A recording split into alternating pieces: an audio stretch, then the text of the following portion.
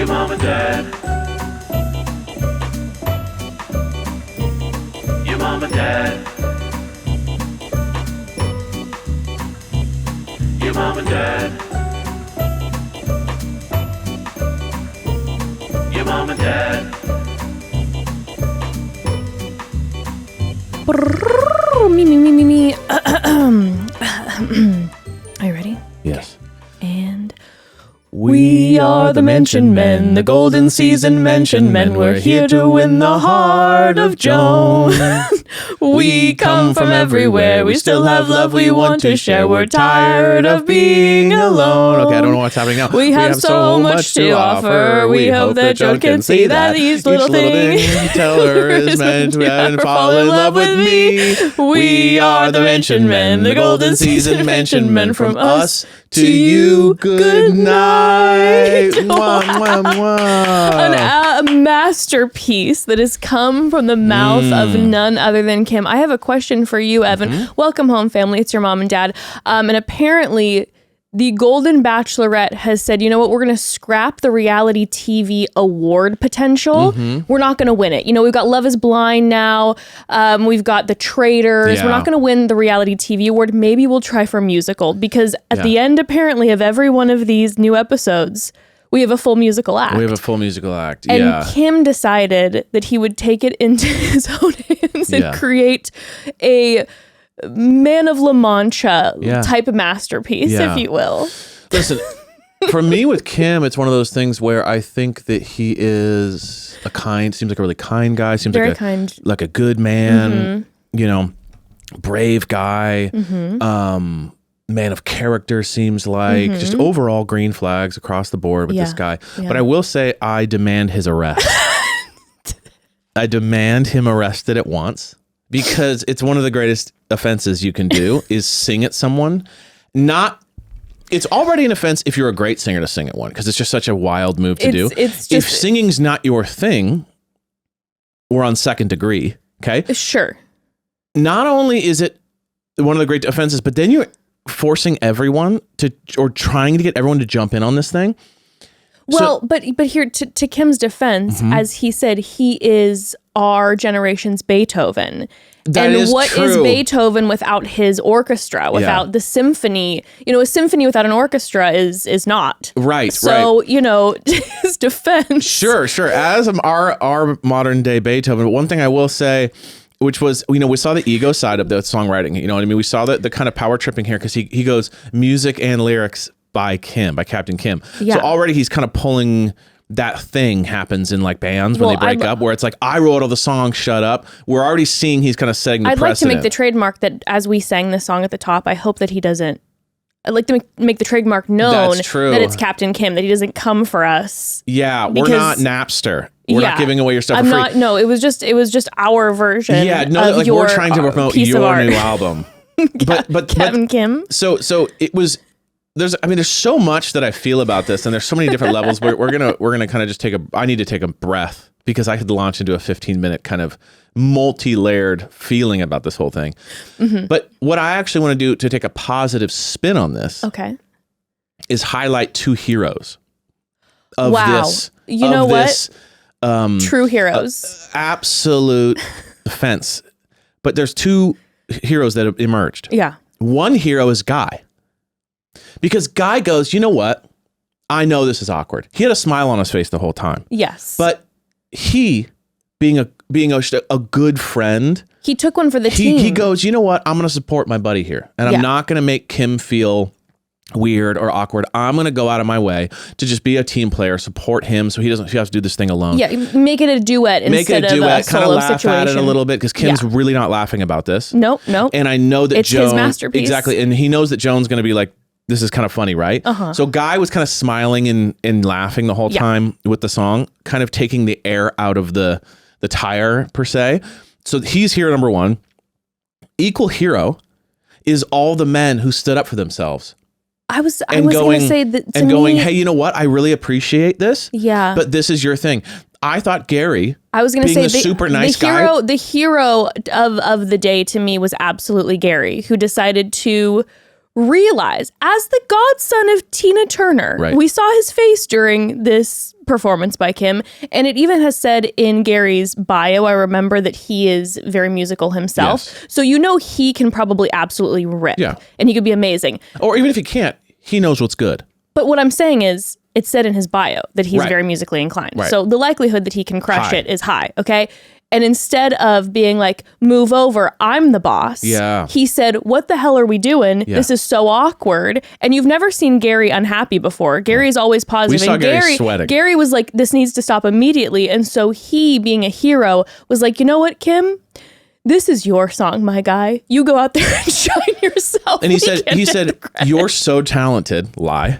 He said, you're so but talented. a good friend. You know what I But he's so sweet. And what I liked about it, though, was I was afraid he was going to get bullied into this. Yes. I was afraid that he was going to be kind of like too nice. Correct. But we saw a side of Gary that just said, hey, Strength I might be of character. the biggest golden retriever you've ever met, the sweetest man on planet Earth. But one thing I am not is going to let myself be humiliated. Yes. And so I appreciated to see that new side of him. I liked Dan was similar too. Dan's a sweet, sweet, sweet guy. But I could was see like, me. oh, hell no. He stood up for himself. Yeah. So I loved that. I looked at them both as heroes. Yeah. A guy that participated and a guy that didn't. Kind of everyone going, I'm going to stand on my own 2 feet, do my own thing. I thought it was fantastic. Guy saved Kim and Gary and Dan. Saved all the other guys. Truly, they were the only reason that it didn't end up happening as a full choir. It could have gone bad. And Kim was really starting to borderline on choreography. So this was about to be a whole musical number, which I live and breathe for. As much as I have a few things about Kim, listen, number one, this is a perfect example of what happens when, love you, Kim, you seem like just a lovely man, but this is what happens when the ego goes a little unchecked. Last week, he had a performance, a song of which I didn't find to be spectacular, but the sentiment was well received by the audience, a roar of applause. Now, Kim misunderstood that for a roar of, this is the best song that's ever been written, and the ego's now a little unchecked, and now he finds himself to be the new Beethoven. And so now, coming off of the show, I fear that Captain Kim, we're going to see him auditioning for American Idol, The Voice, songwriting competitions, etc., because now he's feeling this peak. But I will tell you, at first, my awkwardness riveting through my body. Yeah. The fact that we're sitting down and having a full choir meeting about this, the fact that the tone of it was Pirates of Penzance, very Man of La Mancha, very musical theater, which I love, but it was a lot. But then when I really stopped and started getting the song stuck in my head, I can't lie to you, Evan, there's a future there. Wow. There's a future there. We are the Mention Men, the Golden Season Mention Men. It's a hook. It's a hook. This man could step into the world of musical theater. Yeah. He really could. Yeah, I disagree. I feel that there's a space for badly written musical theater tunes, and that could be his thing. Yeah, okay. Because it's a hook and it gets stuck in your head. It is a hook. But the main thing is we wonder, over the last 30 years or whatever of like American Idol being a thing. Yeah. Remember the early days when there would be some purpose buddy that walks in and just goes, ah, and they're like, I'm the greatest singer ever. And everybody's like, how's this possible? People do have a weird blind spot sometimes when it comes to the arts. That like people who aren't. Are you about to talk about my blind spot? No. Oh my gosh. Family. Wow. Wow. We're going here right now, guys. Family. This is intimate. I don't know if you have seen on TikTok that this is intimate. I don't know if it was Charlie Puth who got this thing rolling where you hit do, re, mi, fa, sol, la, ti, do, and it shows if you have perfect pitch or not. And I failed miserably. Evan immediately crushed it. Ember immediately crushed it. I failed. And when I tell you my insecurity has been rippling through my body, I looked at Evan and I said, why have you been lying to me for 20 years? You said I had a great voice. You put me on the stage. I sang, and yet I have a pitch problem. And Evan looked at me and he said, I thought you knew. And family. I did. That's so mean. That makes me sound so mean. No, but you were like, oh, I thought that sometimes you knew that you could be pitchy. And family, when I tell you the ultimate betrayal.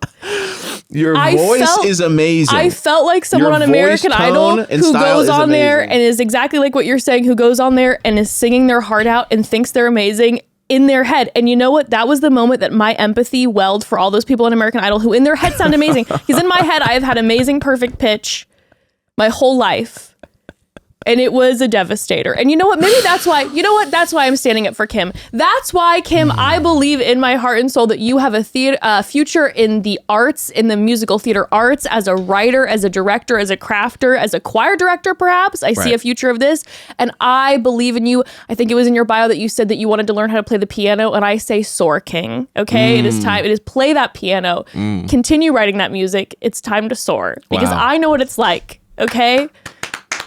Wow, give it up for Jessica Robbins. Anyway, wow. Joan kicked Kim off the second that he sang that song. Yeah. I think I'm correct in this because it was the death. It was the death whistle. It was the end of a dying era. I mean, just to finally sign off on this whole concept. It's one thing to kind of just have your own thing, and everyone's kind of awkward, but it's so much crazier to just be like, I'm going to make everyone have to join in on this when no one wants to. True. So crazy. And you know what, though? He's a captain. He's a captain. And he's a good man. And he led himself right off He was ship. willing to sacrifice the beauty of his solo career for the sake of the men to bring them up. Got it. So, wow, what a spin zone on Captain that one. Captain Kim. Right, well, as I process betrayal of my pitch and everything I've ever known, family, we got to take a quick pause before we actually dive into this recap. Family, we are here to talk about these golden men, these dads and granddads. Well, our next partner has truly made a positive impact on the most important people in my dad's life. No, I'm not talking about myself or my sister or my stepmom. I am talking about my dad's cats. God, this man loves his cats, and he makes sure that they are treated like kitty gods and only get the best, which is why the food he gives them is Smalls. It's time to make kibble a thing of the past. Smalls cat food is protein-packed recipes made with preservative-free ingredients you'd find in your fridge, and it's delivered right to your door. That's why veterinaries.org rates Smalls 10 out of 10 for ingredient quality, and not only is it the best, my dad says that it's his cat's favorite as well. We have watched them come running to their bowl when Smalls is being served. And to be honest, when I have opened kitty food in the past, don't love the smell. End up smelling like it all day long. Don't love. Well, when I have opened Smalls cat food while cat sitting, guess what? I'm not getting nauseous, okay? Because I actually recognize the ingredients in a packet of Smalls food. Yeah, Smalls was started back in 2017 by a couple of guys home cooking cat food in small batches for their friends. And a few short years later, they've served millions of meals to cats across the U.S. At this point, you might be wondering, why can't I just feed my cat kibble? Believe it or not, your cute kitty descended from desert cats who hunted live prey for food, and your cat isn't any different. They still need fresh, protein-packed meals to be at their best. Other cat food brands know this, but they choose to put their wallets first. They fill their food with mysterious meat byproducts, artificial flavoring, and preservatives, not Smalls. After making the switch to Smalls, 88% of cat owners reported overall health improvements. That's a big deal. The team at Smalls is so confident your cat will love their product that you can buy it risk-free. That means they will refund you if your cat won't eat their food. Now is the time to make the switch to Smalls. Head to smalls.com/momdad and use promo code MOMDAD at checkout for 50% off your first order plus free shipping. That's the best offer you'll find, but you have to use our code MOMDAD for 50% off your first order. One last time, that's promo code MOMDAD for 50% off your first order plus free shipping. Okay, fam, are you ready to dive into this recap of the third episode of Joan's Golden Bachelorette season? First, though, just as a heads up, a reminder, starting next week, our first recap of this season of Love is Blind comes out. Cannot wait. So excited. The first 6 episodes, I believe, are officially out of this season. So get to watching those. Cancel your weekend plans. Watch Love is Blind because our recap for those first 6 episodes is coming out on Tuesday. Yeah. Okay, on Tuesday. And then on Friday, we're going to have our Golden Bachelorette recap. Then the following Tuesday, more Love is Blind, Golden Bachelorette recap. Okay, so that is what we are currently in. We are in Love is Blind, Golden Bachelorette season. I'm so excited for Love is Blind. I'm going to start watching the episodes as soon as we finish recapping this. Love it. A reality TV So excited. binge, if you will. Love this time of year. Yes. And I'm sure the men on this show would have loved to be able to perhaps watch some reality TV themselves to put themselves to sleep instead of having to do ITMs, because we start this episode off and these men are so tired. Oh my gosh. Let their bones rest, okay? I mean, you're putting these guys in bunk beds, at 65 years old, snoring. So they're trying to catch up all week. Gary's just like, oh my God, I wish we could just sleep. And young guys can sleep through like noise or people getting up, whatever. But like the older guys, they sleep real light too. So like anytime someone gets up to pee, everyone's up. So you're up. It's almost like they had a newborn baby all night. Like they're like up all night with every to noise. Taking care of newborns. Also, they have to get up and use the restroom numerous times a night. You're going up to the bathroom 3 times a night.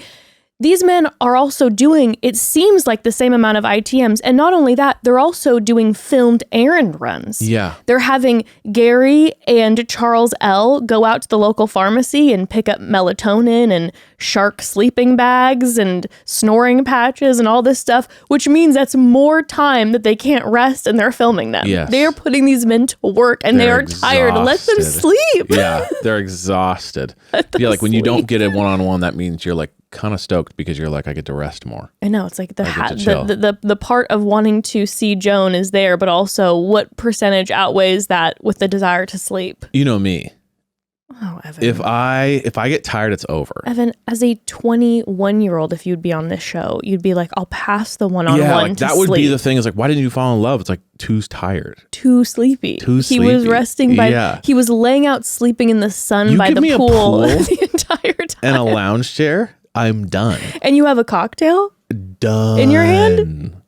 And just like the energy of knowing there's like movement in the house. Like you have these new friends. See, that puts me to sleep. Yeah. When I'm in a situation where I'm on vacation and I have friends around and I hear them talking in the background, it like lulls me. I feel fully at peace and I would just be lulled to sleep. Yeah. Oh, what bliss. But they don't allow it. They don't allow it. Now, the one person who might be actually getting the most downtime is Pascal. Yes. Because he basically has made the entire group of men his live-in staff. We hear him demanding that Mark cook for him. Yeah, what did Jonathan say about him? Grazer and a... Jonathan said, there in the house there are gazers and grazers. Yeah. Which means that there's a handful of these men who are really working it hard in the kitchen and keeping the house clean. And then there are the Pascals and likely the Jacks. Yes. May he forever fly. But Jack could he could cook though. He could cook. Jack that's was true. just loved Pascal the cocktails. can't cook. Pascal can't cook. He can't clean. He can't do his laundry. Like he's like, and not only can't he do it, he says he hasn't done it in 40 years. Yeah. Of which I want to say this. I can guarantee you that Pascal is a great cook, that he is a great ironer, that he's great at doing household chores. And this man is just so damn convincing that he's like, oh, no. I will get them to do it for me. He's just like a diplomat who comes in and is running the show. This man is good at all these things, but he's like, wow. Oh, I can't. Yeah. Well, here's the thing. Cooking, right, is somewhat of a learned skill, right? Like not somewhat. It's very much a learned skill. Yeah. But it's one of those things too. Like unless you're doing some high stuff, like it's just like I think he can do gourmet cooking. But what I'm saying is like I understand when someone says I can't cook. Yeah. But when someone says I can't clean or I can't do laundry, that doesn't mean you can't. It says I'm not willing to do I don't want to. Yeah, because cleaning is like you spray it and then you wipe it. That's not like I can't. It's I won't. Yes. So he's just bougie. And he even said like, I'm bougie, I'm high maintenance. It is what it is. And so he's dedicated his life to chilling when he's not working. Correct. And enjoying life. And this man just refuses. He just does not want to do it. And he has every single man in that mansion wrapped around his finger. And they're like, well, Pascal can't do it, so we'll do it for him. What Pascal has mastered is finding people to work for him. And like he identifies. So he was testing Mark. He's like, oh, you're going to cook for me. And Mark's kind of like, I'll do it for you this once. But, but he knows Greg he has on his payroll. Well, actually, without being paid, really. Well, speaking of this, when JP shows up to let them know who's going to get the first one-on-one, he asks if the men have slept. Yes. And, Pascal is like, oh, I've never been a camping guy. And I'm like, no kidding. No duh, bro. No kidding. You don't even cook your own food, guy. clean your own clothes in your own house. Now, we need an episode of Pascal on Naked and Afraid. Because we know he'll get naked. Yeah. But to see him try to be in the wilderness would be a thing of wonder. He's kind of like, we talked about this in the past about something else, but he's kind of like, what was that show with Paris Hilton? Oh, The Simple Life. The Simple Life. He needs to do that kind of vibe. Yes, big Simple Life. He needs to go energy. to like a farm and like work the farm. And like that would be a great show. It would be a great show. Pascal does America or something. And he like cruises around and he has to like milk cows and shit. Like watching him, that'd be a great show. Well, this man, after letting us know that he's not really a camper, we find out that he won't let Greg sleep in his room. So the guy's working for him doing his laundry and then he won't let him sleep in his room. So I want to know, where's Greg sleeping? Is Greg on a couch? He's probably outside on like a chair. Is he outside on one of the loungers by the pool? Is he curled up, Love Island style, sleeping outside? And is Greg just a nice guy, or is it one of these like power dynamics where Pascal has kind of asserted himself as the boss? And Greg is just kind of like happy to be working. Like, what is how do you get talked into this? I don't know, but I have to tell you, Greg tickles me to the tips of my toes. He seems like the sweetest guy in the world. Greg seems like the kindest man. And when later, I know I'm skipping ahead, but later when we have the kickball date and he throws himself and slides into home wearing shorts and his legs are bloodied and beaten. And he's like, I probably shouldn't have done that.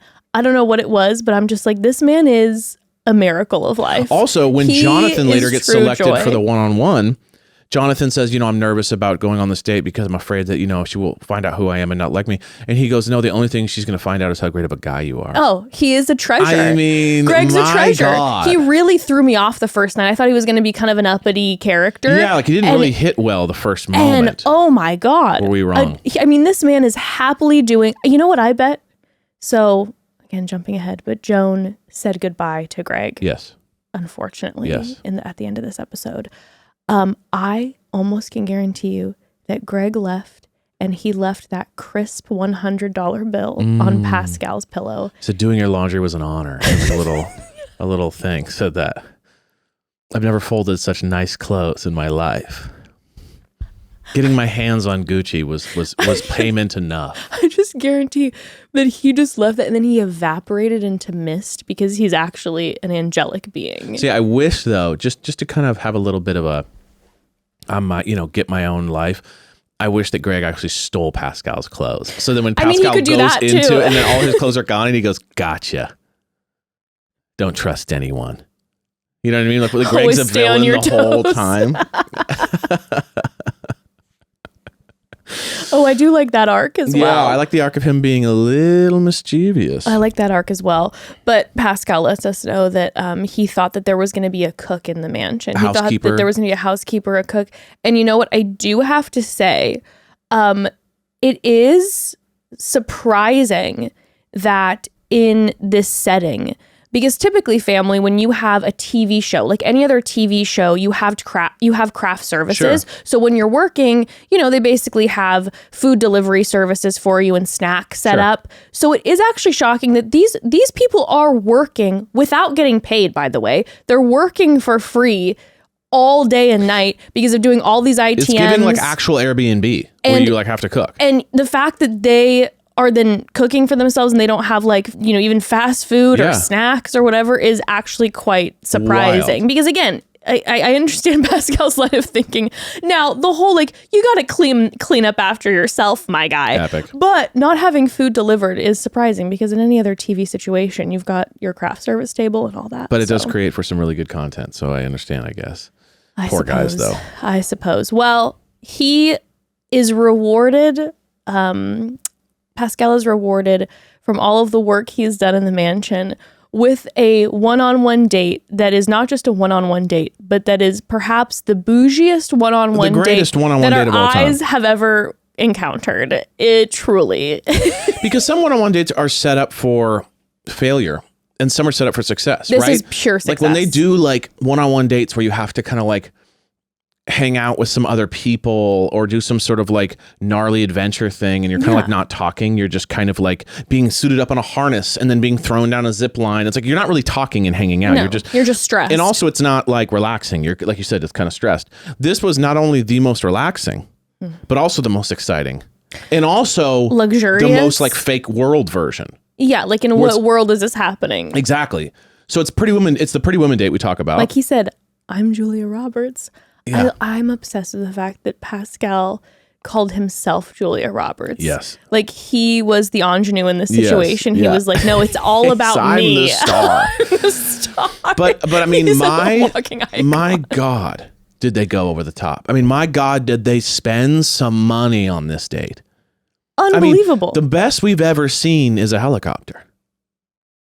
We're going private plane. Now, the red carpet is literally rolled out. And not just a private plane, Evan, a Porsche to a private plane. Yes. And Pascal, Mr. Calm, Cool, Collected, legitimately squealed when he saw this did. Porsche. He's like, finally a taste of my old life.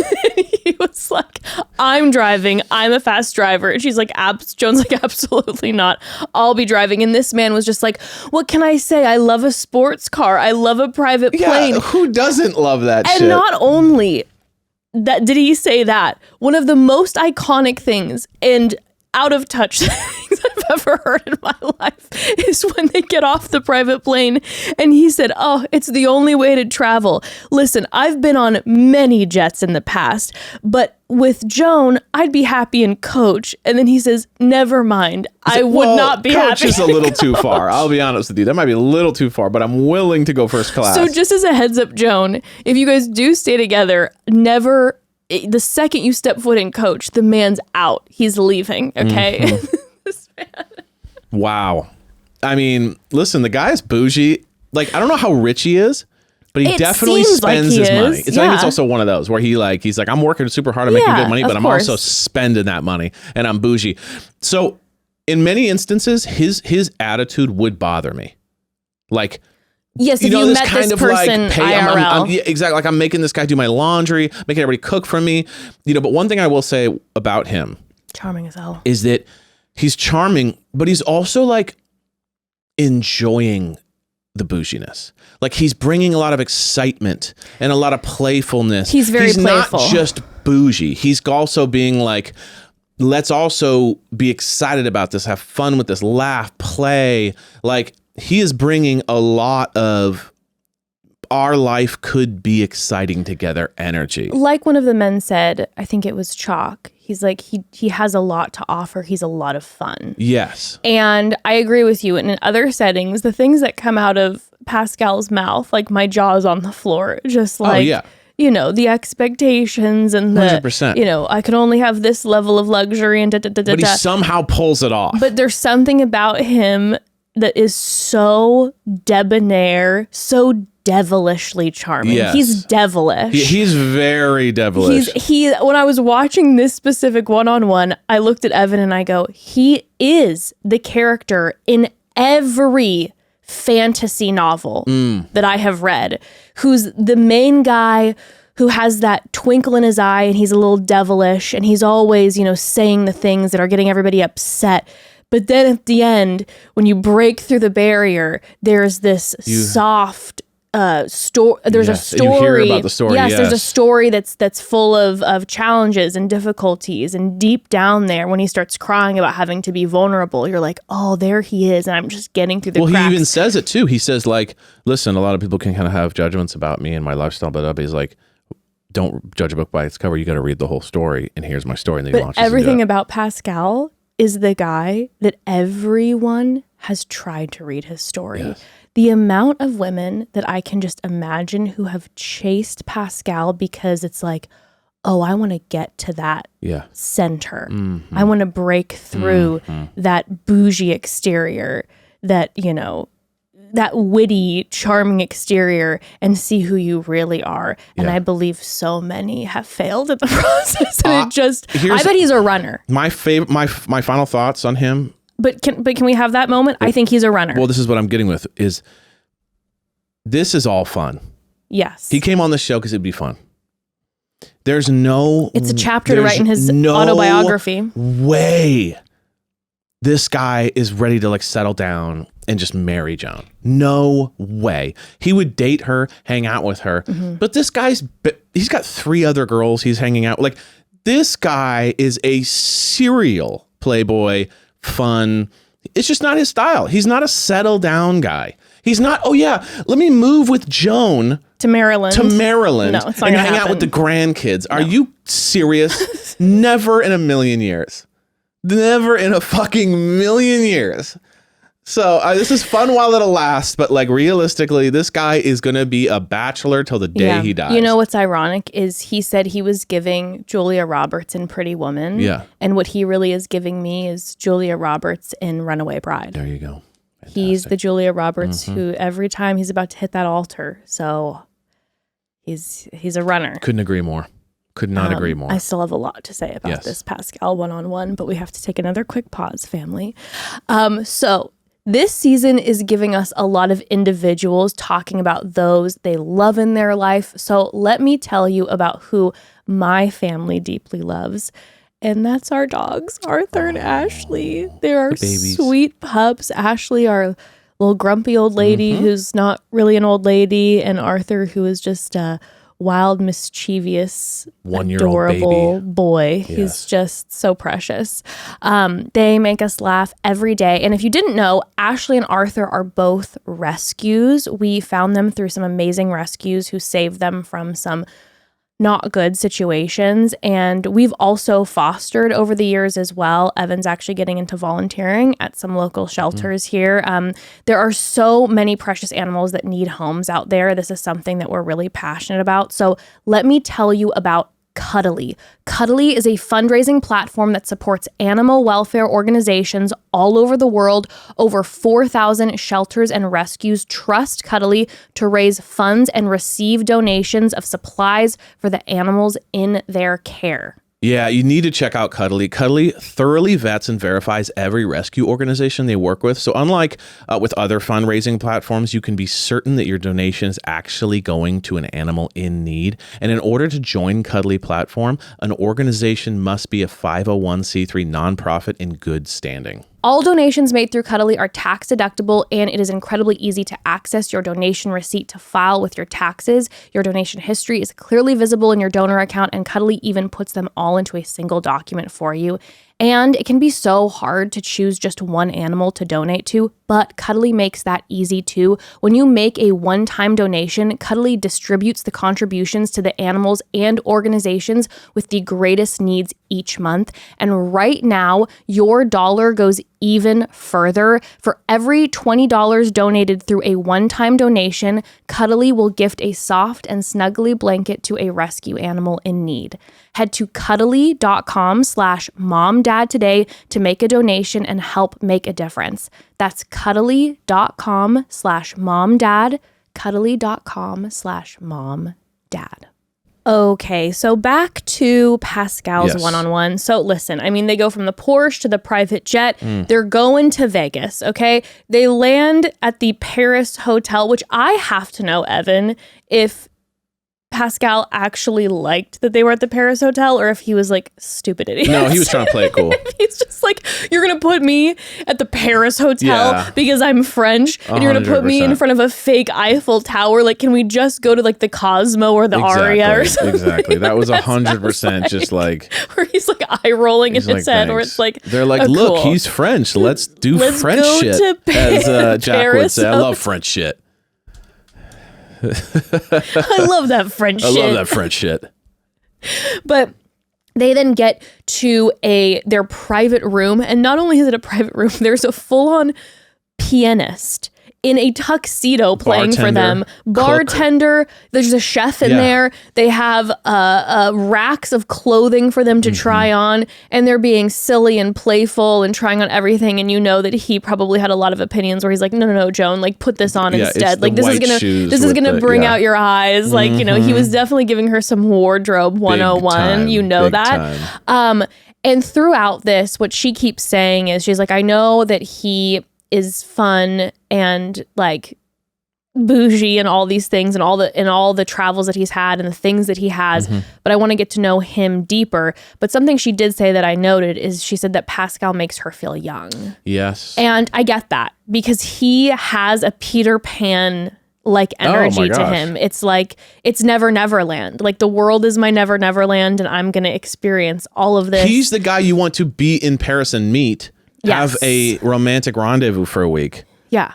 And then say bye. He's who you want to meet in any city. Yes. Where you're like, I'm going to have... Whisked me away. I'm going to have the time of my life because he truly is so fun. He is so funny. Romantic, he is so charming. And she said, he kept pulling her in, and every moment there were the kisses and the adoration. He knows what he's doing. He works with women all day long. He's a master making them feel beautiful of the game. You know what I mean? Like, you cannot even mess with this guy. Is a black belt. It's true. In being a whisk you away guy. And I was thinking the entire time, you know, because then we hear Pascal saying like, you know, Joan is amazing. She's beautiful. She's intelligent, all these things. And I don't doubt that he feels that way about Joan. I don't doubt that he finds her to be beautiful and charming and intelligent. But I just can't get over the fact that there's no way that Pascal isn't with a younger woman who has jet black, chic, stark bob cut, wearing all black leather, dark sunglasses, smoking a cigarette, who only makes a comment when she was like, that art's shit. Yeah. You know what I mean? Like, that's all I can see is him with just someone trying to get those girls. Is like, he's just someone who is gonna meet someone at an art gallery who's younger than him and is just a supermodel on the side. Yes. And smokes 2 packs a day. There's just no way. Pascal and the word grandchildren, like they don't go together. So like Pascal art, yes. Pascal Vegas, yes. Pascal overnight trip on a yacht, yes. Pascal leather pants, yes. Pascal and cookout on a Sunday with the grandkids, not so much. Yeah. Now I think Pascal seems to like love his family and his children, but Pascal is like, we meet up in Capri. Yes. And it's Aperol spritzes and brunch. It's not barbecue with cornhole with Uncle Tim. And you know what I mean? we know that Joan loves cornhole, and I'm just like, I just don't see how this can go anywhere other than be a fantasy. I completely agree. And I don't even know. It's great. It's just there's no way. And I could see them being always cordial for forever and always a hug and 2 kisses on the cheek. But I can't even really see them being like friends because Pascal's too busy zipping around the world. They're not into any of the same shit. There's no way. You know what I mean? Like they hook up every couple of years when like Joan breaks up with someone or something. But like there's no world where they like have a relationship. I can't. Now, one thing I do want to talk about is how cool it was that the Paris hotel has animatronics. Like, I didn't know the Paris hotel that you could rent animatronics. He's talking about Wayne Newton, everyone. He was a legend. So how dare you put disrespect on that animatronic's name, that you could, at the Paris hotel, rent animatronic Wayne Newton to come to your room and kind of cosplay Hunger Games. Because he was giving the capital. He's just like, that's truly our generation's Caesar Flickerman. Was insane. I mean, this is like a 90-year-old man. He's walking around with jet black hair, teeth as white as the center of the sun. He looked insane. And then he's an old man, right? Like old men don't have belty voices. So then he gets on the mic and he's just going, Now, and they play some overdub music to kind of bury how bad he was. But like, I this just wasn't was even thinking crazy. it was so much of bad singing. I thought it was just more like it was just kind of not really happening. And I don't even know. Like, I don't know why the show. I don't know why the show just wouldn't like dub over a lip sync situation right. for him. Just instead to they respect piped him. in some random music like over the top, so you can kind of hear him, but it was really just the overdub music. It was hilarious. That guy didn't even know he was there. It was incredible. It was incredible. It was when he walked in. It was Wax Museum-esque. It was. It was animatronic. It was a wax. They put a machine inside of a wax museum figure, and he walked. I mean, it was crazy. That was really funny. Really funny to me. We were dying laughing because he kind of does this thing at the end where he like threw his hands out and he smiled, and it was like, whoa, like the machine is broken. Oh my gosh. How dare you disrespect Wayne Newton like that, sir? Okay. Iconic. Those veneers were shining, but they were blinding. But then they ended up having the night portion where they eat in front of the fake Eiffel Tower.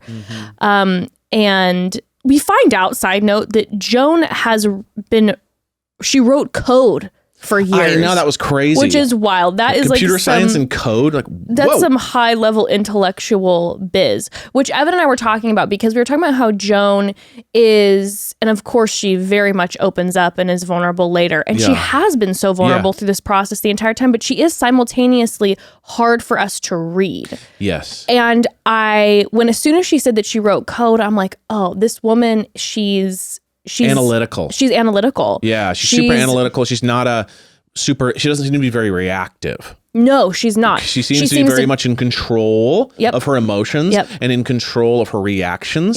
So it's hard to read because she's kind of like everything gets the same reaction. So it's hard to read who she's like totally falling for, who she's not really feeling. Everyone kind of gets the same treatment. Everyone is treated the same. I will say the only like kind of hint that I get energetically is who she feels safe around. I feel like that's the only little window that we see are the people who she really connects with, who maybe have similar stories to hers that she feels really safe with and that she communicates that in ITMs too. But other than that, I mean, it's kind of as much like it's just a guessing game to me. I don't know who's going to be the final people. It really comes off for me of like what we judge the guys. Yes. So we're like going, Pascal doesn't seem like a guy who could, or, Gary doesn't seem like this, or Keith seems like a guy who would vibe with someone like her, but it's not really like anything from her. Yes. It's all us judging the guys thinking what we would think she would want. Yes. But we're not reading enough. But it's one of those seasons where I'm like, we might get to the end and I will have no idea like who the top 4 would be. Right. Top 2. I have no idea. Like I can't. I feel the exact same way. I can't tell if she loves Jonathan or if she's like, buddy. Like there's certain guys especially where I'm like, I literally can't tell. I can't tell if she's super attracted to him or if she's like, we'd be a good friend energy. I cannot tell. I cannot tell at all. Same. I do think though that with Pascal, I do think that she has a special place for him because I do think he's unique for her and she does have a lot of fun. She had so much fun on this date and it was obvious. She was laughing the whole time. I mean, they had banter. Yeah, no, it was just a blast. Yeah. But during this, we find out that he talks about how, and at the top, side note, at the top before this date started, he starts crying. Yeah. Where he's talking about like how he has a really hard time being vulnerable. And I looked at you, I grabbed your hand and I was like, oh my God, tears from Pascal. Wow. Did not see that coming. No. And of course, my heart cracked wide open. Sure. Because he is she loves a tear. So charming, but I didn't expect it coming from him. But we find out that he had a really tough childhood, specifically financially at first. He talks about that. 6 people to a room, no bathroom, no shower. Yeah. But then he also says that his childhood sounded tough emotionally as well, where his parents would never tell them that they loved him, wouldn't give him compliments. And, as I'm hearing that, what's echoing through my head is just Pascal's energy, where he's very quippy and very, quick to have like a comeback. And I was like, that makes sense with not growing up having to protect yourself constantly. And And then he talks about the story where when he left for America, he had this pair of shoes with him, but there was this big hole in it. And he's like, should I take these shoes? And his dad put some cardboard into it. And he was like, I'm taking these to America and I'm going to like find success. And when he got to America, that he didn't speak a word of English. So he didn't have any friends. He couldn't talk to anybody. So he would talk to himself in the mirror and be like, you've got this, you've got this. And I mean, what an incredible story. Literally. I mean, a self-made what books are written about when it comes to man. like coming to a country and pursuing your dreams and then doing it. Like it's literally what movies are made out of. You know what I mean? And it's one of those things where it's like this man clearly has really had a lot of success. Yeah. And I'm like, you know what, Pascal, you enjoy every damn second. Yeah. of that. It made you really go, oh, he deserves to be bougie if he wants to be. You enjoy know what I mean? every damn second of that. For sure. Live your life you make exactly sure how you you make want sure to. that you know you get that closet. Exactly. Get that closet. Live to that put all your bougie life. to put all of your designer clothes in, Yeah, you know.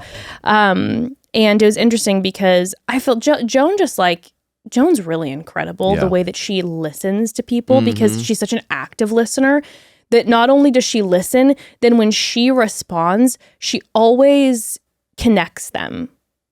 You know, where she was talking to him about how he never had a soft place to land. So his big struggle now is vulnerability because he's like, I never had those parents. I didn't have the safety net to like be that soft, secure place to land. Right. And now he's in pursuit of that because it's like, I didn't have that. And I then have been so successful and clearly he has a family that he loves, but there's still the search for that. It sounds like. And then Joan saying that she always had a soft place to land until these past few years without John. So now for the first time in her life, I felt like she was really hearing him and empathizing the fact that she was like, I didn't grow up like you. Like I was in a comfortable situation and I'm used to having a soft place to land and now I don't. Yeah. And I'm trying to find that soft place again. Yeah. I don't know. I thought that was really beautiful. Yeah, I agree. But she said he is not superficial. He is in fact very deep. And she gives him a rose, and not only that, she makes a comment and she says, "I see a future with Pascal." That was wild when she said that. Oh I was like, shit! what? Listen, maybe we're so wrong. Maybe and these we are. two Maybe will she's going, "Hey, travel- I want to have fun, man." These two will travel the world together. And I had a moment in the back of my head where I was like, "Is she gonna just be like, you know what? I'm going to travel the world with Pascal." But the second later in the episode, we see her get the call from her mom. And then I think about her getting the call from her daughter in the season before and how she is like, I'm the fixer. I am the glue of the family. I'm like, I just don't think that Joan is going to put herself in a position where, I'm not saying if she wants that, go for that woman, like go for that queen. You deserve all of that. But she doesn't seem like she's going to be the person who's going to be leaving the circle of her family. Not at all. You Not know? at all. Yeah. And you kind of wonder, like at this age, are you looking for a life partner? Are you looking for fun? Are you looking for distractions? And Joan seems to be looking for life partner energy. Yeah, she keeps saying fun.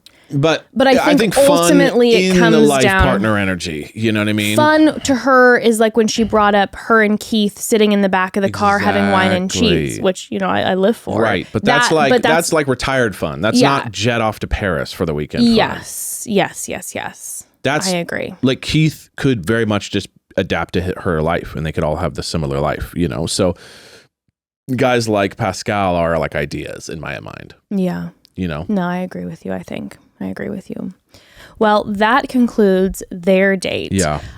Next up, we find out we're going to be having a group date. So the second one-on-one is given to Jonathan. Right.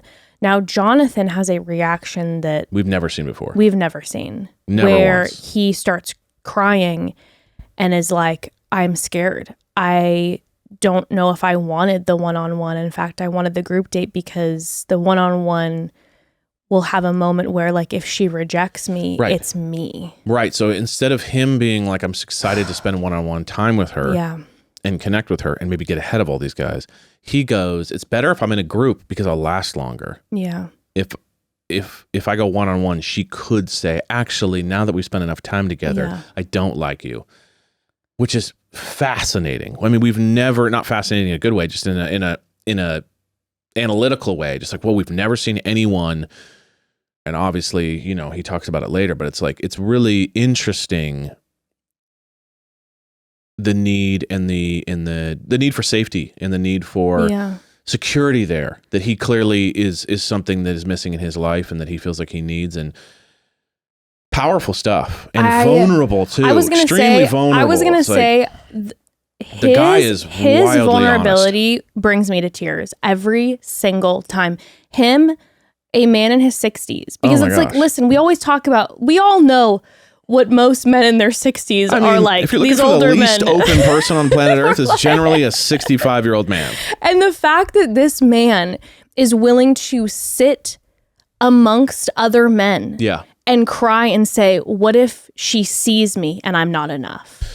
And then what that opens up is a room full of other men to self-examine and then reach out to him and be like, you are enough. But I mean, what a man to start a conversation. Yeah. Like, you know how it's like it takes one person? Yes. And it was like, I'm sure after Jonathan said that just a ripple of vulnerability went through that house. Yeah.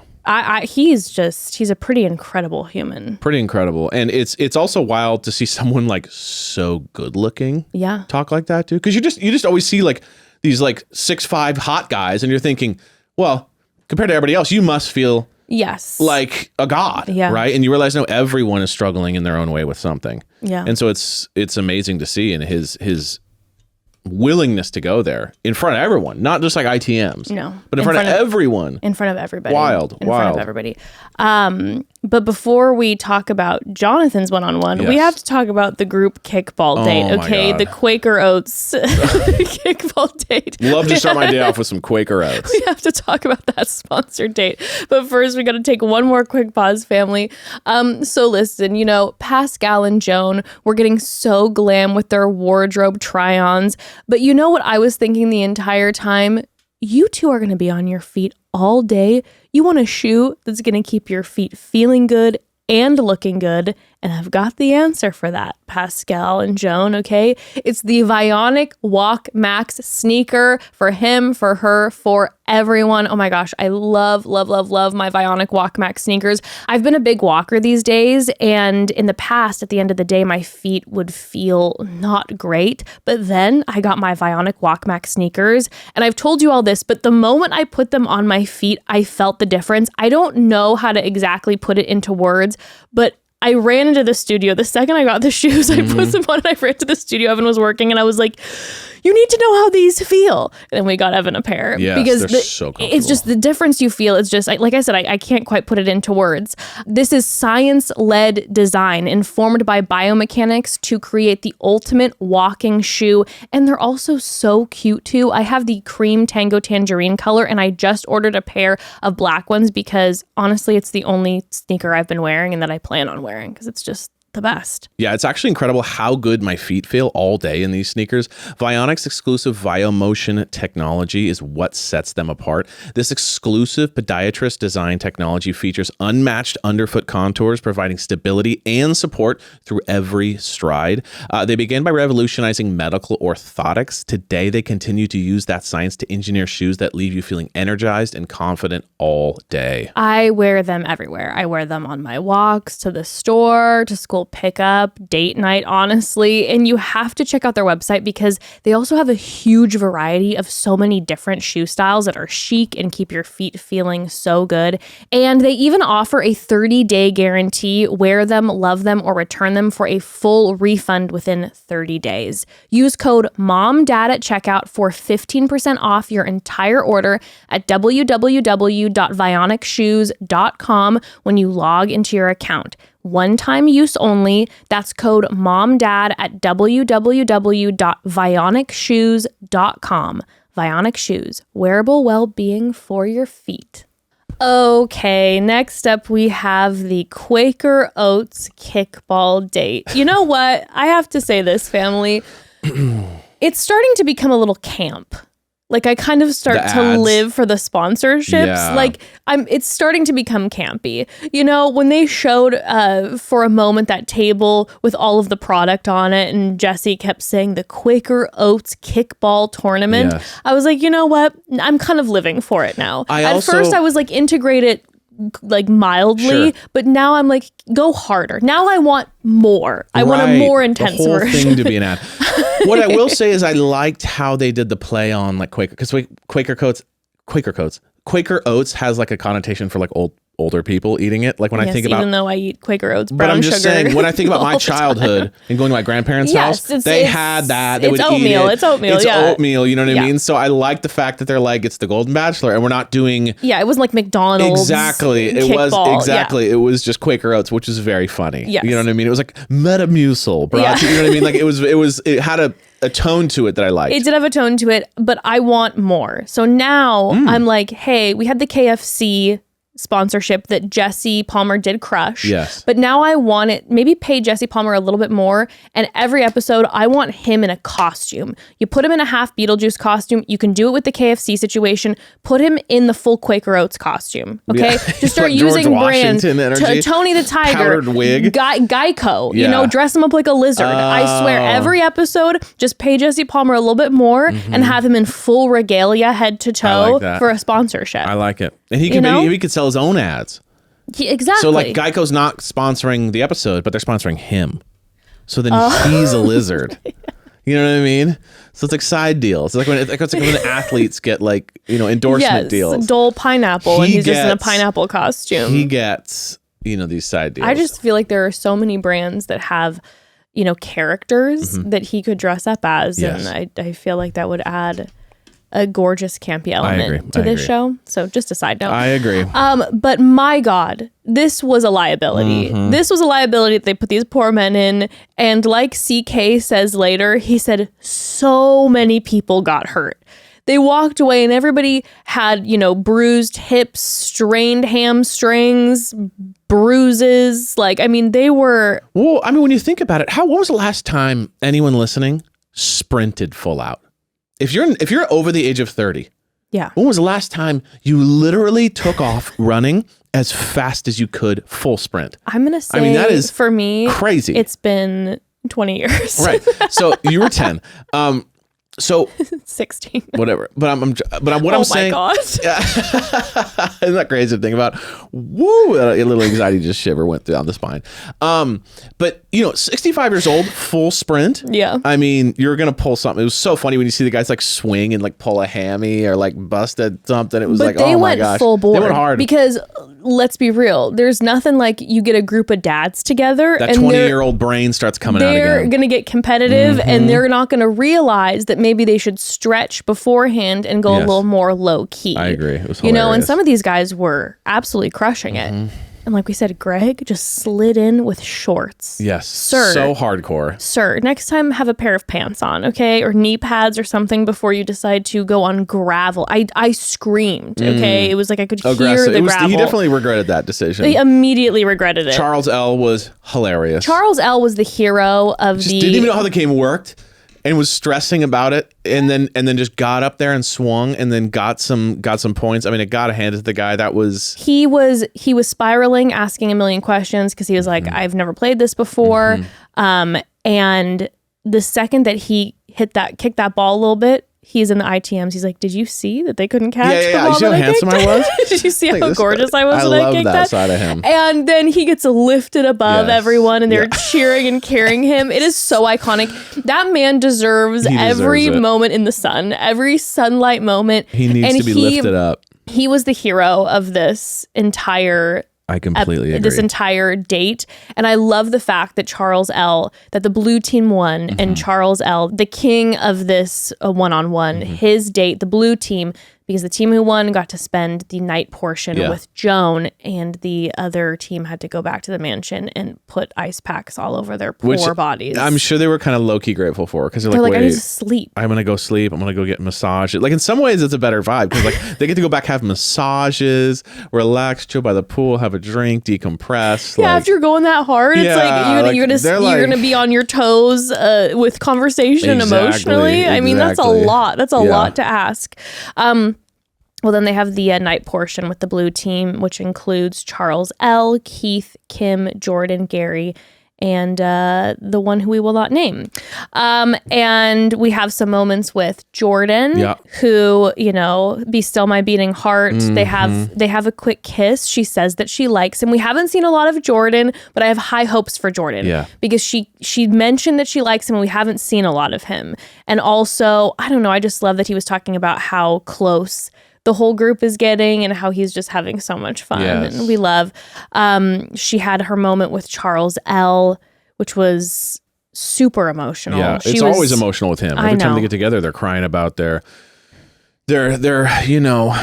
partners or ex-partners and connecting over that powerful stuff. And she was crying because earlier in the episode, we had a moment where Charles sat down with a guy. Yes. So Guy, who's an ER doctor, Charles was like, hey, I have a question. Something's always bothered me during or after my wife passed, because during her aneurysm, and he talks about some things that happened with the bleeding. And basically Guy was able to like hold his hand and be like, you should probably bit down, and just give him the explanation and some clarity of what happened. And even though it doesn't change what happened, I shouldn't say I know, because I've never been in a situation like this, but when there is a tragedy in your life and you're left with questions, to have that answer provides probably a little closure, just a little something to kind of take that edge off. Everything. And that moment between Charles and Guy was so sweet, where he was just like, comforting him, and he's like, you have to just, you have to process it, and you got to like take care of yourself now. And Charles L., again, just a masterclass in vulnerability. Charles L. just sat with Joan and was like, this is what I heard from Guy, and I feel this relief in knowing this. And she's crying because I'm sure she can deeply relate to that, and the fact that he has this closure to a certain extent. And even jumping forward later in the episode, when they sit down again, he brings the picture of his wife. And, I feel every conversation that Charles L. and Joan have had is about his wife and about how it's hard for him, or how hard it's been for him, and how he didn't like kind of get out of his space for these past 6 years. And so I don't see them moving forward in a relationship, like him walking away at the end with her, because I do think the love for his wife is still the center, which is perfectly understandable. But he doesn't seem like he's in a space to kind of like totally just move on. I don't think that he's in that space, but what we talked about last week, I'm so happy for him because it feels like this is exactly what he needs, to be surrounded by people who love him and encourage him, and to also be having, kind of romantic date moments with someone who's walked through something that he's walked through, so that he can share it and like really put it all out there and have a community. It feels like Charles L. is getting a community from this, and it's just, I'm just so happy for him. And he is truly a treasure that we don't deserve, this man. So precious. Speaking of another treasure we don't deserve, Gary. So Joan ends up getting a phone call from her mom, who's 92, and her mom's not feeling well. And of course, Joan is like feeling pure stress from this, because she's like, I feel like it's reminiscent of the daughter situation, where she's like, I'm not there and my daughter needs me. I mean, it's totally. And specifically with her mom, she's like, when someone's 92, it's like, you don't know when, of course, the day could be your last, and especially when you're not feeling good. And so she's like, I'm the fixer. Like, I need to go and take care of this. She's like, she's stressed, understandably so. And she sits down with Gary afterwards, and Gary was like, can I ask your mom's name? She's like, it's Mary. He's like, I'm gonna be praying for Mary. And when he says to her, he's like, every day is a miracle. Tomorrow isn't promised. Today is the place to be happy. And then when she tells him, like, how much she loves having him around. He's in ITMs crying, being like, I matter to her. Like, I matter here. I matter. This man, and then later, during the cocktail party, he has written out a prayer for Mary and framed it. We hear that her mom, Mary's feeling better, thank goodness. I have no words for Gary. I know we keep saying it, but I'm like, he's my new guy for my mom. So I don't know, I don't, if it works out with you and Joan, Gary, I'm so happy for you. But now I'm like, Gary is my new stepfather, because my mom, she loves Jesus, and clearly Gary loves Jesus. And to have such can you imagine having such a positive light of a human being like in your family? No. No, we can't. Negative. To be honest with you, I think it might be too much for me. What? I just don't know how to handle that type of joy, that type of spark. I think I would try to ruin it. Like I would be like, let's snuff this out, like with sarcasm and you know what I mean? Because it's so foreign to me to have that type of mindset, to have the mindset where like, if someone just says a compliment to you, it can change your day. I know. Like, I want whatever he has, what I'm saying. That's but what I'm we said. afraid He needs to to be be your life around coach. something so delicate and beautiful. You know what I'm saying? Like, But it's not delicate. He's so strong. not delicate. I'm talking about just like the beauty of something like Yeah. that. I would look at it as delicate because I'd be like, wait, you're made of light. I feel like one conversation with Gary would change your life. I believe Probably, that. I honestly. believe that fiercely. Like, I know you, and I know you've had special moments with certain people that like change your perspective. Just one conversation. Yeah. And typically what it is, because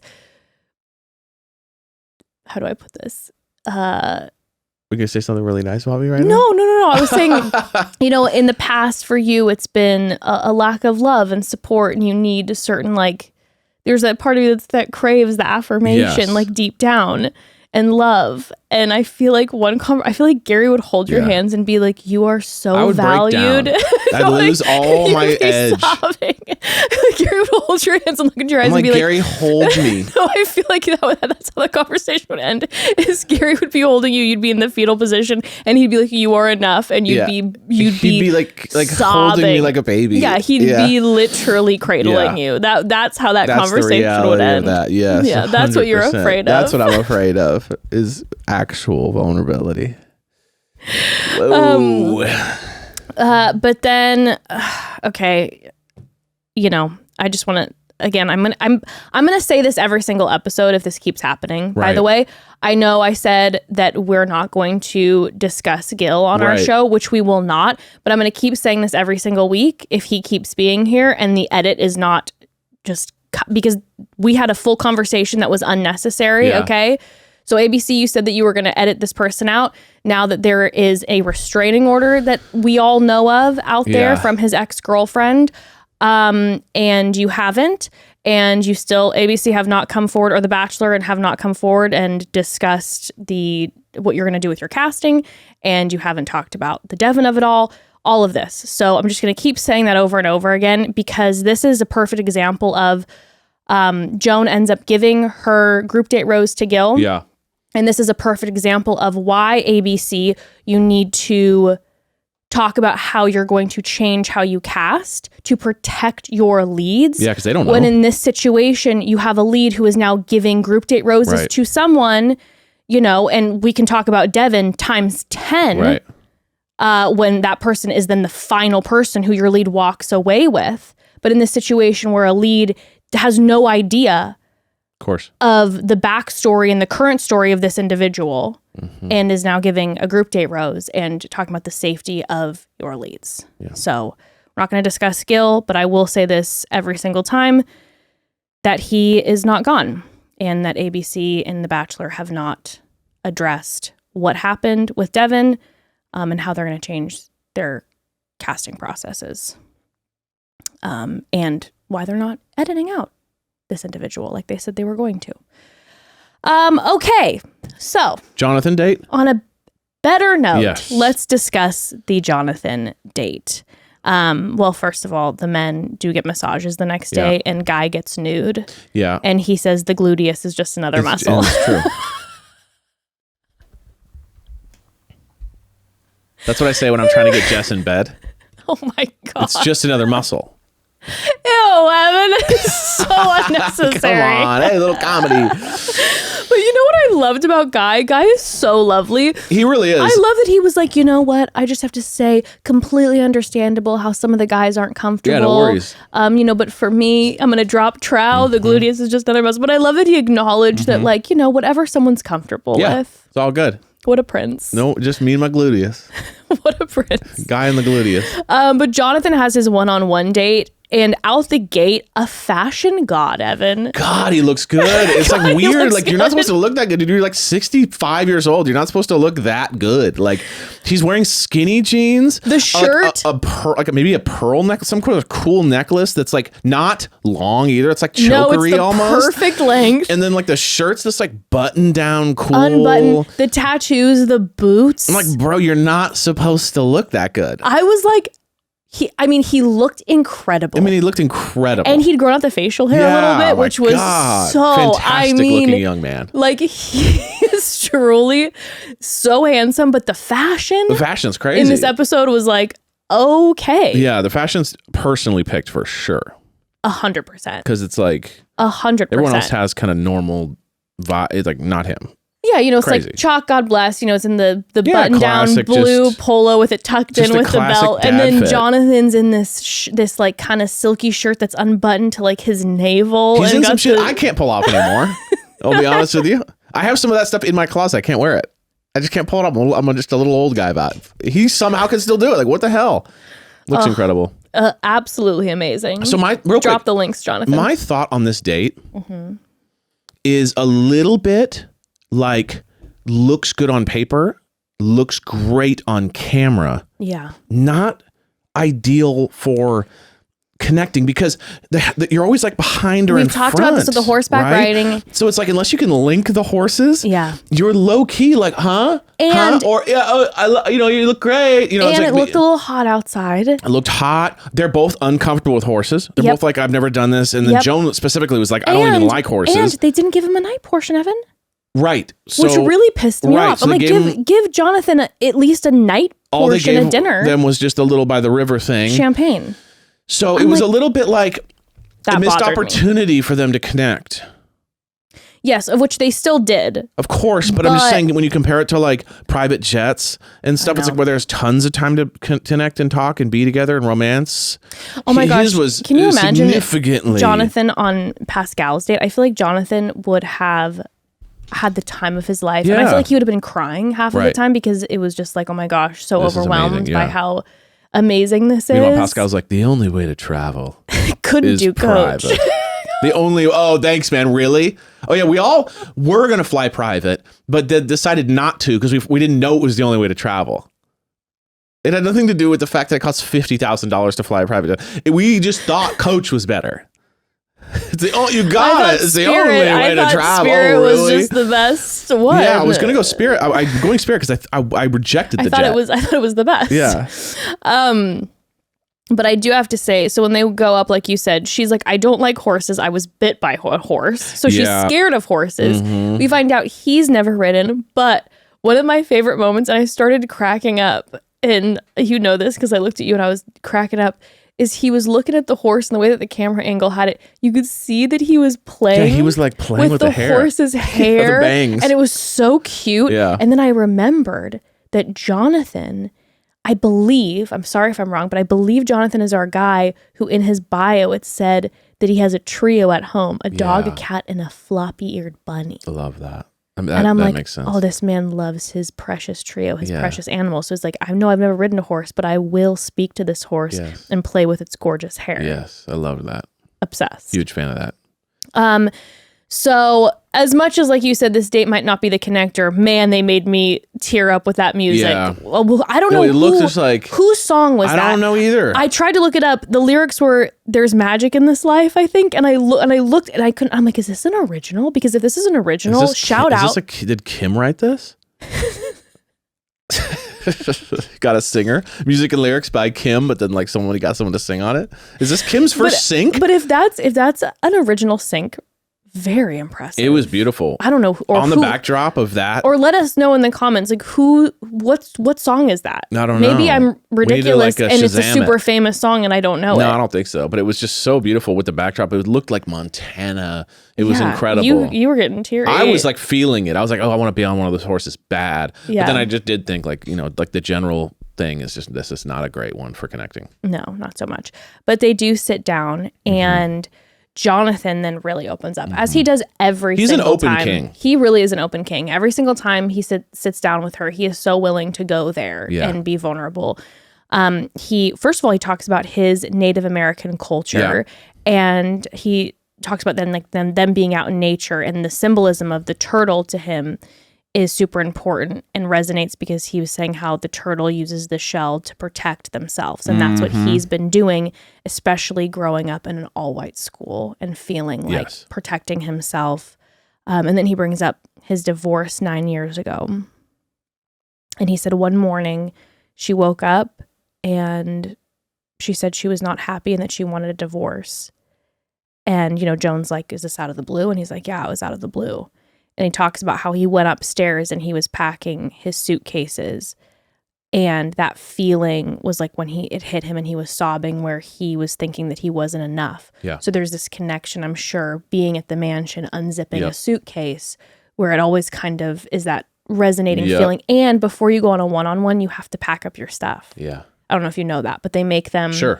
Yeah, because they do the thing where it's like the bags are by the door and they exactly. Yeah. So he, right before they did that, he's already feeling this, and then he has to pack up this suitcase. So he's probably like really in his head about this.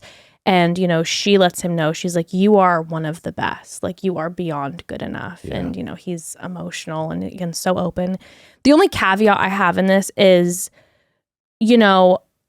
Jonathan, obviously, I'm here singing his praises. I'm obsessed with him, and he seems like the most incredible guy in the world. But if I'm Joan, my caveat is always, what's the other side to this story, to this divorce? Because he said it was out of the blue, and there's obviously potential that that's 100% true. But then I'm always curious to hear what the other person's side of the story is. Like, was there more to this story? Are we not sharing it? Or was it a shock? Whatever. It's always mysterious when you hear out of the blue, right? Yeah. You're kind of like, out of the blue for who? So if I'm Joan, as much as I'm obsessing over Jonathan, I would want details. I'd have to talk about that. I'd be like, I need to know exactly what that means. What does out of the blue mean? What does that mean? You ignored all the signs. It was out of the blue. You guys have been fighting for years and you just didn't think divorce was an option. Like, whatever does out of the blue mean? Was she seeing someone else? Exactly. Like, what, yeah, I would have questions about that. But she does give him the rose. And when they're riding back, though, she gets emotions are triggering for her. She sees the hawk because she sees hawks flying around her, which she's mentioned are connected to her late husband John. Yeah, and so she's then thinking about him, and then she's like, I'm also thinking about mom, and she's pushing all these big feelings down. I did want to know, I loved that Jonathan, even though he's behind her on the horse, I don't know if you heard him, but he was like, are you doing okay? Yeah, he checked in on that. And I got to tell you, sorry to generalize men, a lot of guys miss those unspoken energies. Okay, a lot of men miss they're not picking a shift in emotional energy, and they're not noticing when it's like, you shifted, because she was still like there and talking a little bit, but he could tell that something shifted and he wanted to check in on her. And I was like, okay. Noted. Yep, noted. Noted for our vulnerable king. And she's in that energy space when they start that cocktail party. Yeah, and rattled. She does something that she does not have to do that was so powerful. Yeah. That I was thinking about when I went to bed after we watched it, where she comes in and she tells the men, you've been so vulnerable with me, and I'm a fixer. So when I see you all being open, like I'm wanting to be there for you, but then I haven't been in return being open, which I haven't been seeing that, but obviously, she feels that way. But she basically tells him, she's like, I'm committing to being vulnerable This line, being strong is exhausting and I'm tired. Yeah. Oh my God. She's like, I miss my kids. Yeah. My mom is sick. And people are always asking me, are you 100% ready for love? And I tell them yes, because I think that's what I should say. But I don't know if I am. And then she tells them, she's like, I might only ever be 80 or 90% there. That to me was like the real thing. I literally went to bed thinking about it. Say you're having a hard time. Yeah. But it's another to be like, just so you know what you're getting into. Yeah. I might never be 100% over this. You know what I mean? Or ready to move on or want to or whatever. And I thought that was really cool because I thought it set the precedent. It brought everyone in on her emotions. Mm-hmm.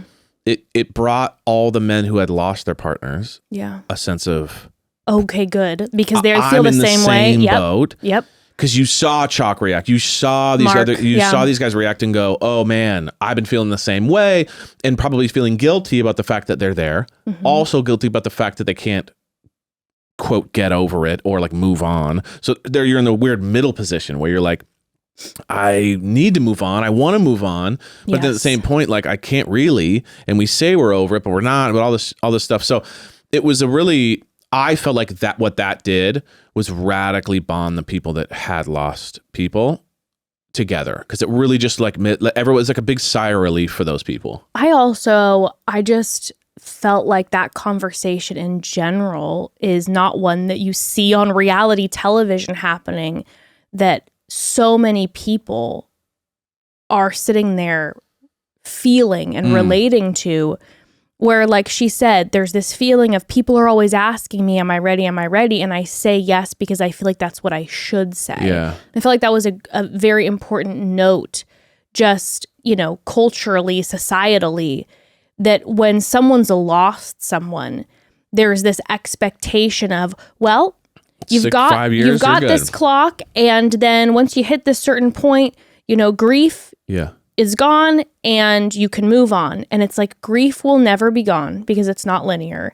And also, I can fall in love with someone else. I can love somebody else. But the fact of the matter is, the person who I lost, and this can be, again, for a relationship or a friendship or a parent or anybody, where you're like, that person remains with me for forever. Right. Like someone can never replace that individual. And it was Mark who was like really then in ITM's relating, where he said, I understand that there's a piece of her that will always be unavailable because it's for John. Yeah. And then you and I, as I'm getting ready for bed, we're starting this conversation like we had a little bit last week, but specifically with this, where I'm like, yeah, if I ever lost you, it would be like thinking about that. It's like, no, there would always be a part. So to try to force myself via society or whatever to be like, or even internally to be like, I need to move on, and that means 100%. It's like, no, it's never going to be what it is, and that's okay. That's okay. Yeah. But then also her having that conversation with them. So if there is someone in that room who's like, I don't feel comfortable with that, I thought it was good. That they can be like, you know what? I need to think about this. Really, I have valued our time together, but I don't know if I can have the fortitude to process that. I've never lost anybody. Yeah. I just got divorced. We went our separate ways. Everything's cool. Yep. I don't know if I'm cool with being with someone who kind of has 30% of their heart still with someone else. I need to think about that. Yep. So I think that's what I mean. I feel like it really locked in the people that were definitely locked in the people that went through the same thing, but then also like was generous in the way that it was like, just so you know, people who haven't gone through this, this is kind of what it's like. It was everyone seemed to react amazing. So it was a very bringing together moment. Absolutely. And the men were very like open arms, and Chalk right away grabs, of course, her. And, he's talking about how he's felt the same way, obviously, with his past fiance. But then he also has the same story that she's going through with his mom, who she's currently battling stage 4 cancer that's metastasized.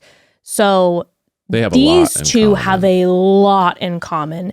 And he even says, she's like, if you want to talk about anything, I'm here because I could use some help too. And she says, she goes, Chalk's a fixer and John was a fixer. And that was the moment where I'm kind of like, okay, I mean, we'll talk about the previews. We'll just talk about them now. We see previews of Chalk, which, by the way, I feel as if I deserve a little bit of credit here, even though we don't know 100% yet. But we see previews of Chalk saying he's going to leave. But at the same time, we saw an earlier preview of the season where it looks like he's leaving somewhere else. Yeah. Like when they're on like a vacation or something. So I've been saying that I feel that Chalk gives me kind of the competitive energy, that he's going to be the guy who's like feeling the competitiveness in this show. And you know what happens sometimes with the individuals who are feeling that, they do that I'm leaving. Yeah. Because they don't know where their footing is because they're competitive. Sure. And they are like not handling it because all of a sudden you're seeing, oh, she's got connections with other people. And so I need a little bit of credit for that. You need credit. Where I'm like, it looks like he's leaving. Again, maybe it's not him, maybe it's somebody else and they made it look like that in the future. And maybe he just does leave next week. I don't know. But I have a feeling like he's going to be our guy who's going to continue to threaten to go through this whole thing as kind of his way to be like, come with me. Yeah. Make the call and like end this type of energy. Because I do think there's two types of leave.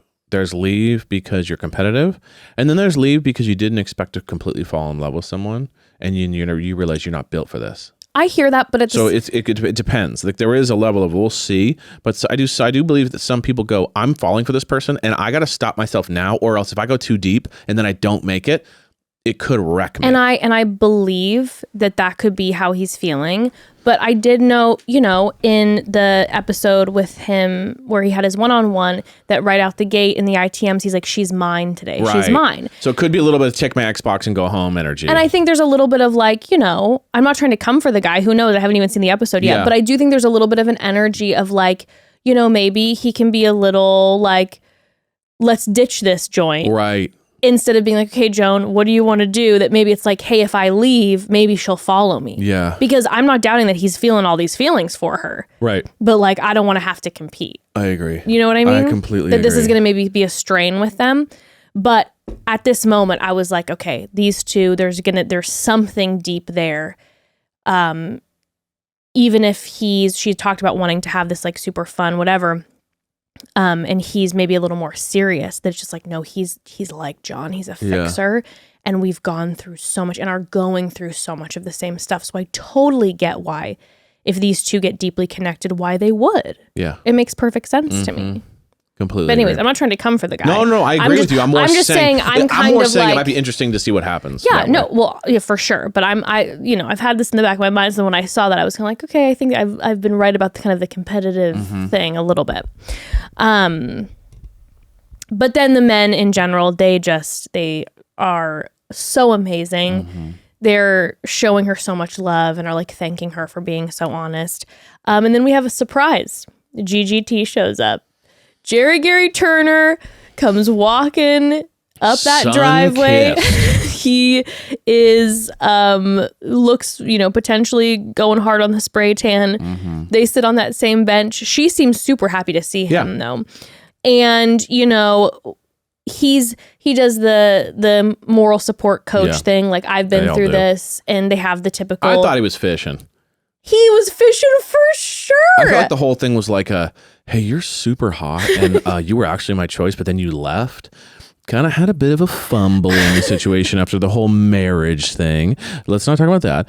You're still looking really hot, though, and I just thought it would be interesting to kind of put a little bit of seed of doubt in your mind and say, maybe he's not here, maybe he's standing right in front of you. Anyway, wish you the best. I 100% think that was such a fish. I think the man was contracted by the show where he had to show up, but I think he happily showed up and figured when he showed up in the back of his mind, even if it was subconscious, that he was going fishing. I mean, why else would you say, is it possible he's not here? That's crazy. Have you seen the group of guys that are incredible? You know what I mean? Like, they're incredible guys. If it was like Jen's season, I get it, but like her season full of amazing guys, and he's like, you got to always remember there might just be a guy not quite here, but he's right nearby. Oh my God. Well, they're having this conversation about what they went through, and he's giving advice, etc. But then I don't know if you noticed, but at the very end, he goes, well, I will always have a little bit of a special connection with you. And she kind of goes, yeah, okay. Yeah. She picked up on his fishing. Yes, 100%. She picked up on his fishing and ended the conversation. Totally. Anyway, I got to go back to my guys. They're great guys. And he's like, yeah, but you know who's better? Me. Yeah. GGT. I am the mention man. But then after that, the men are trying to make her smile. Obviously, we have the Mansion Men duet that is sung. And we hear her saying, though, I don't deserve them. They're better than me. I was like, Queen, you absolutely deserve she absolutely deserves a wonderful person. I hope she doesn't start to question that. Yeah. Then we have the rose ceremony already. Who has roses? Pascal, Jonathan, he who we shall not name. Yeah. Chalk. By the way, Chalk and ITMs at this point is already like, I feel like I'm the guy for her. And you could tell he's fallen in love. Well, he said it's driving me crazy. Yeah, you could tell he's driving. You could tell he's the farthest along emotionally. Yeah.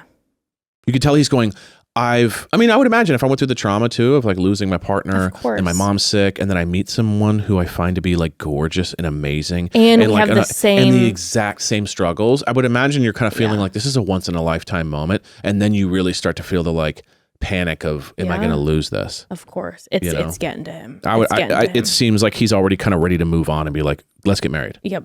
100%. Yeah. 100%. So the first rose is given to Guy, which with the song, I was surprised. But with the gluteus. Maybe she saw the gluteus. This Guy, Dan, Gary, Jordan, Chalk, Charles L, Keith, and Mark. Yeah.